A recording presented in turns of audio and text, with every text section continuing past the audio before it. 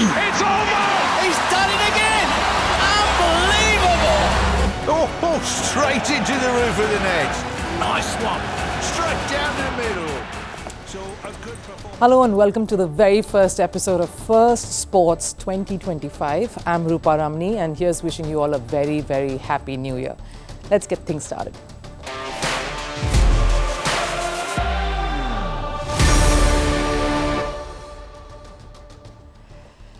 Yes, on the show today is Indian cricket on the cusp of a massive upheaval. Will Captain Rohit Sharma retire from Test cricket at the end of the series?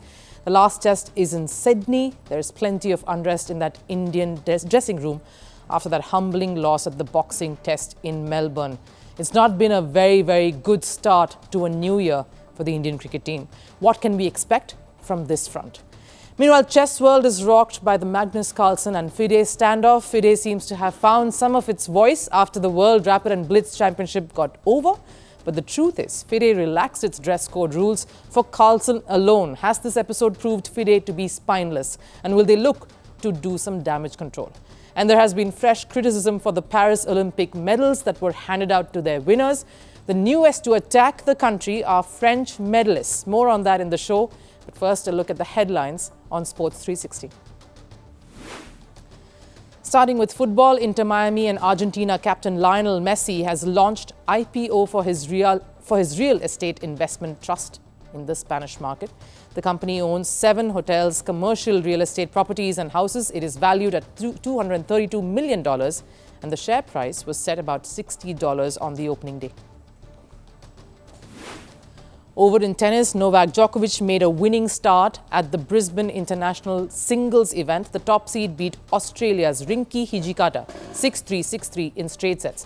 But in the doubles category, the Serb suffered a heartbreak. His campaign with Nick Kyrgios ended after suffering a straight set defeat in the round of 16. In news from cricket, Indian cricketer Ayush Matre became the youngest player to score in excess of 150 in men's List A match world over. Matre, at 17 years and 168 days, surpassed Yashasvi Jaiswal, who achieved this world record at 17 years and 291 days in 2019. While playing for Mumbai in Vijay Hazare Trophy match against Nagaland, Matre scored 181 of 117 deliveries. The World Bowls Tour, or the WBT, has taken a U-turn over banning Israeli players from competing at next year's World Indoor Bowls Championships. The ban was imposed by WBT following a campaign by pro-Palestinian groups. Yesterday, WBT confirmed 3 Israeli players would be free to compete and issued an apology for imposing the ban. And rounding it off with news from chess, in a bizarre incident at the World Blitz Championship, a Russian grandmaster, Daniil Dobov, lost his match after he accidentally fell asleep and failed to show up on time. Dobov was scheduled to face Hans Niemann, who accused the Russian of skipping the match on purpose.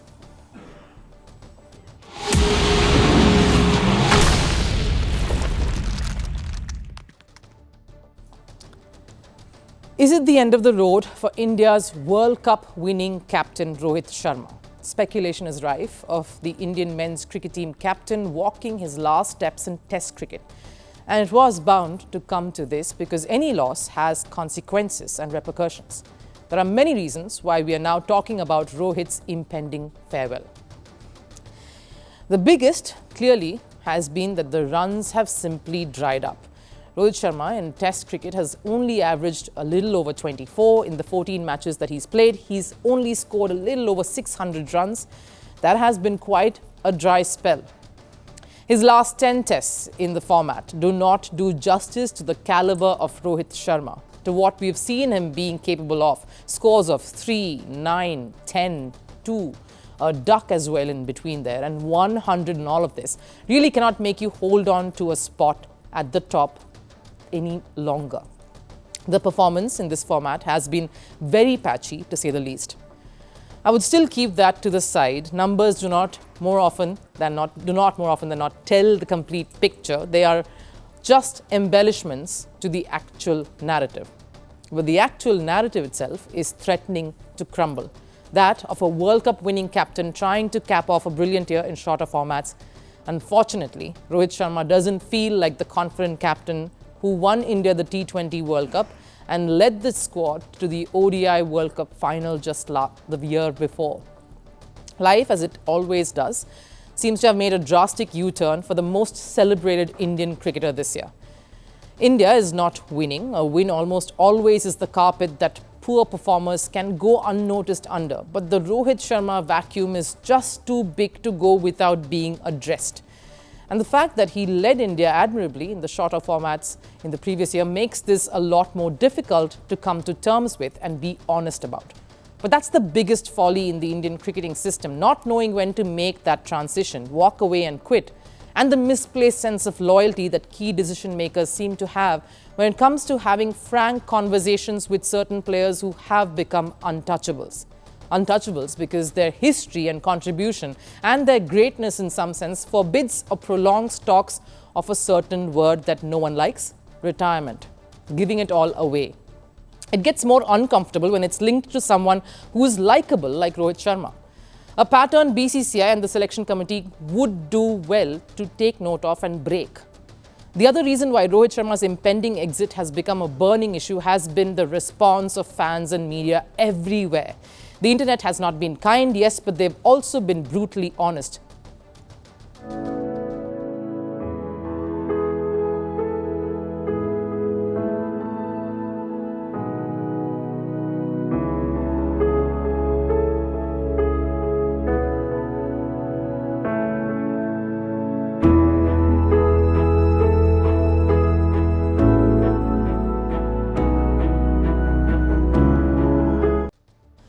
Critics, commentators have politely yet firmly hinted at Rohit Sharma making way as a captain to someone like Jasprit Bumrah to take charge, at least in the test format.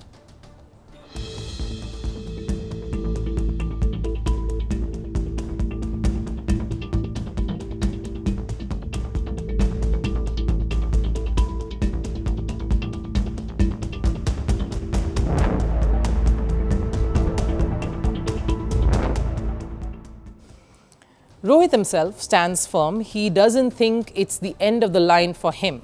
I stand where I have always been standing. He said this at the end of that MCG test at the press conference when he was addressing questions that everyone put to him regarding his batting and, of course, also his captaincy. But even if he did, two things would stop him. One, India is still in the middle of a series. There's still a test to go. And a retirement just before the last test would only upset an apple cart that's already shaking and send out all the wrong signals. Though the other side of it is to look at of India taking bold decisions if they really want to go for that win in that last test in Sydney. The other reason, that dreaded step that comes before every great player: when do I truly stop? Shouldn't I go out on a high? Truth is, India is precariously seated on losing that World Test Championship spot in the final. And such misses will demand actions, a drastic change and a different approach. And let's be honest here, this series has not just put Rohit Sharma in the spotlight, but also someone like Gautam Gambhir as head coach. There are questions both of them will have to answer and give possible solutions to. Virat Kohli, the batter, is not entirely out of the red zone, so to speak, but his 100 at Perth probably still keeping him away from too much scrutiny just yet. But as we've now entered 2025, the fact that India will have to look beyond these two stalwarts of the sport, and quite soon, Virat Kohli and Rohit Sharma, is not entirely lost on fans, yes, but also the stakeholders of sport.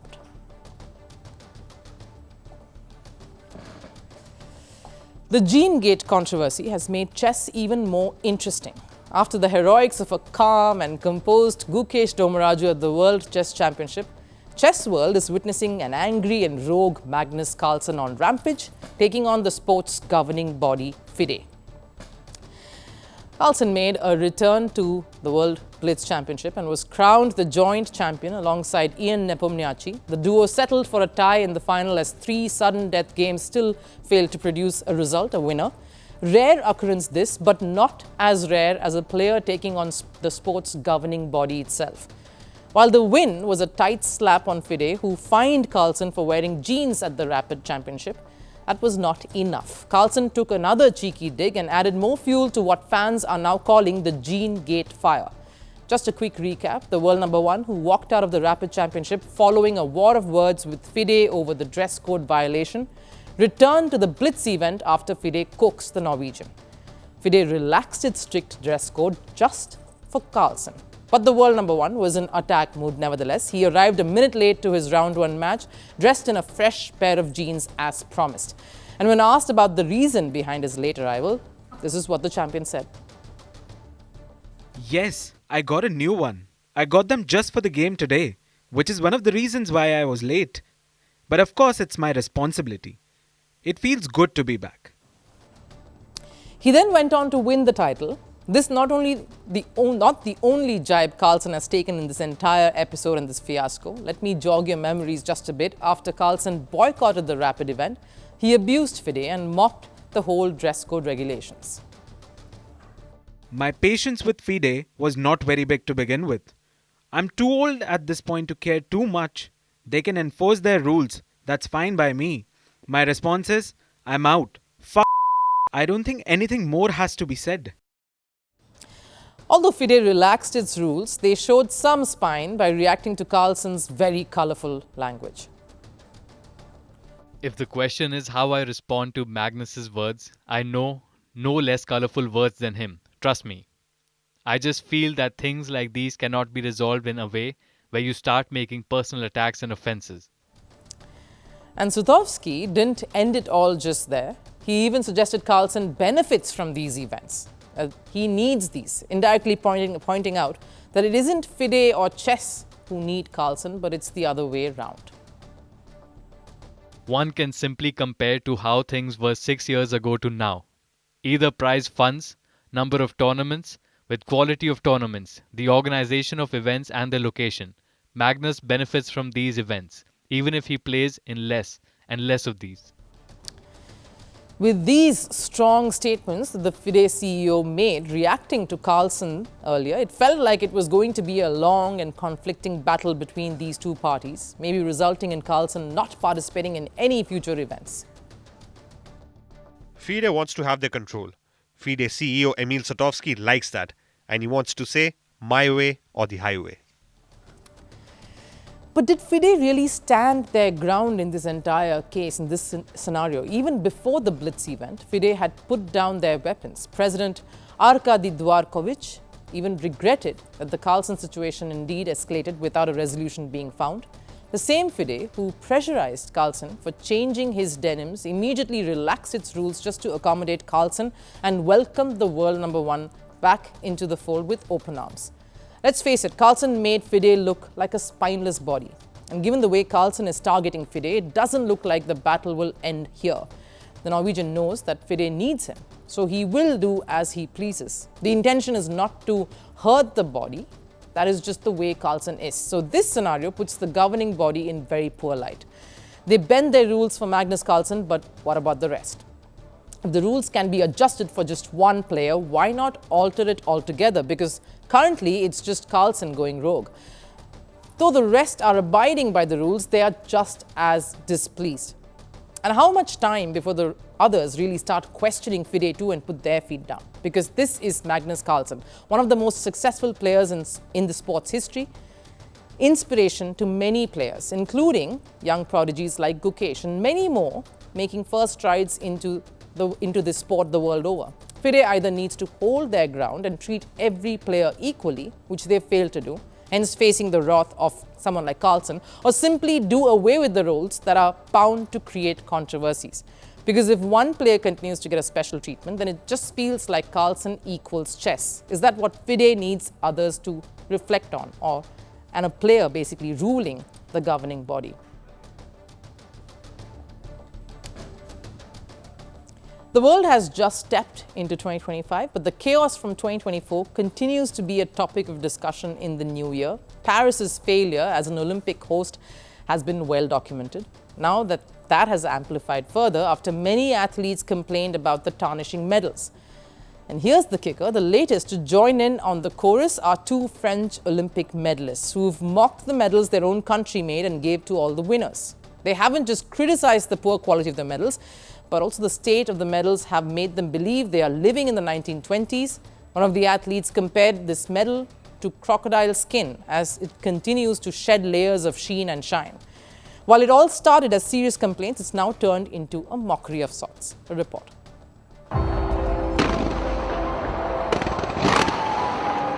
The Olympics are scheduled once in 4 years to keep the charm alive for the mega event. France's radical changes and a different approach to hosting the Games has ensured that the sporting world will continue to be enthralled by the drama and controversies much after the edition concluded. So much so that it would last until the 2028 Games in Los Angeles. Basically, keep the Olympic charm alive for the next 4 years. While the Games gave birth to iconic and controversial moments, as we enter 2025, one thing remains consistent. It's the talk around Paris as hosts for the Summer Games, and not in the way they would like, because the organisers have managed to upset all the medal winners, and this time their very own have come out and spoken about how appalling the medals are now. It's been 5 months since the Games concluded. The medals have continued to deteriorate and lose their shine. Joining the growing list of athletes who've complained about the quality of the medals at Paris are 2 French swimmers who are mocking their own country's failure as Olympics host. That's right, their own athletes calling their country's Olympic organisers out for their blunder. The men's 4x100 medley relay bronze medalist, the French swimmer Yohann Ndoye-Brouard, mocked the medals, saying it was probably from the 1924 event which Paris hosted.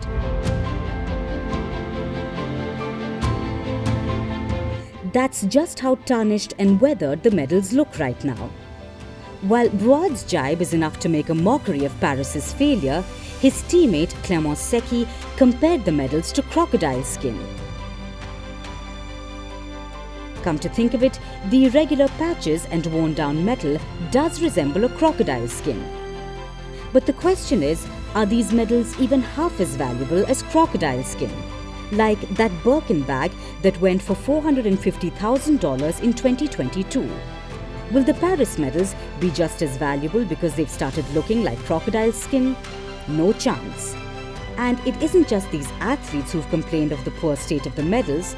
The criticism started just weeks after the Olympics concluded.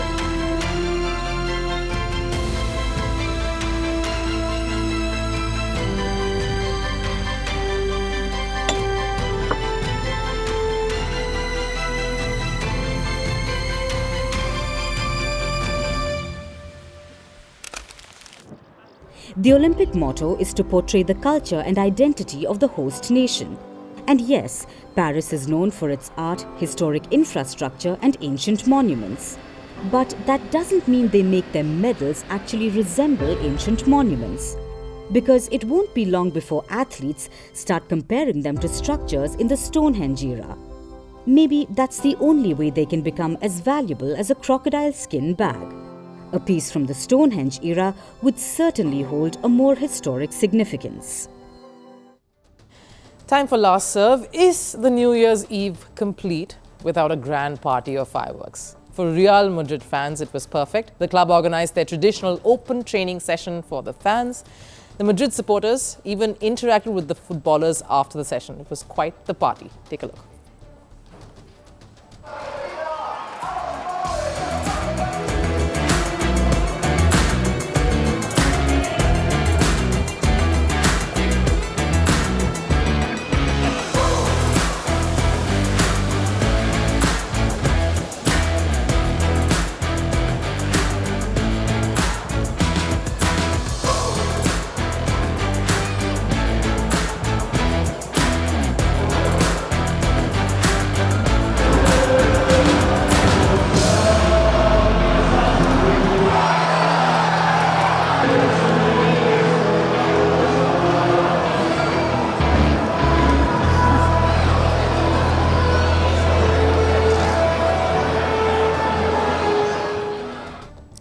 That wraps it up here on Firstpost. That's how we kick-started 2025. Thanks for staying with us, and do continue to be with Firstpost as we cover sports globally. Take care. Bye-bye.